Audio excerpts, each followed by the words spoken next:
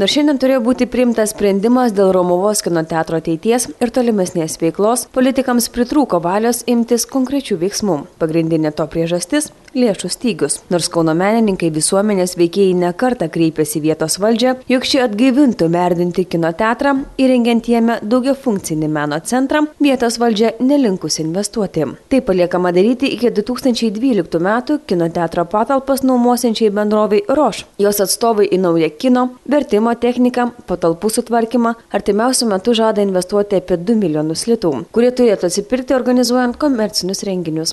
Norėtųsi gyvybės į platesnės sferos veiklos šioje salėje. Dėl to manau, kad vien tik kino rodymas ir traktavimas, kad jisai labai populiarus, jisai labai pritraukia milijonus žiūrovų, mane neįtikina, kadangi jeigu tai būtų, tai turbūt Hollywoodo režisieriai garsiausiai pradėtų kurti nekomercinį kiną. Siūlo 3 kino seansus per savaitę.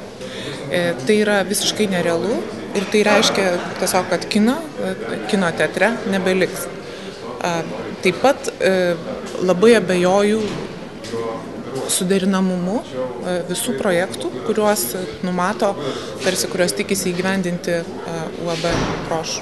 Sprendžiant verslininkų ir nekomercinio kino atstovų ginčą, vietos valdžia linkusi palaikyti privatininkų pusę. Siūloma, jog jų renginiai ir sudarytų per 70% visos Romuvoje vykdomos veiklos. Paskaičiuota, kada atsipirks ir galima bus paremti tuos nekomercinius renginius. Vicemeras neigė ilgą laiką sklandžiusias kalbas, jog sutartis su kino teatrą nuomojančiais verslininkais gali būti nutraukta. Esą tuomet savivaldybei tektų sumokėti didžiulės sumas už neteisybas verslininkų patirtus nuostolius.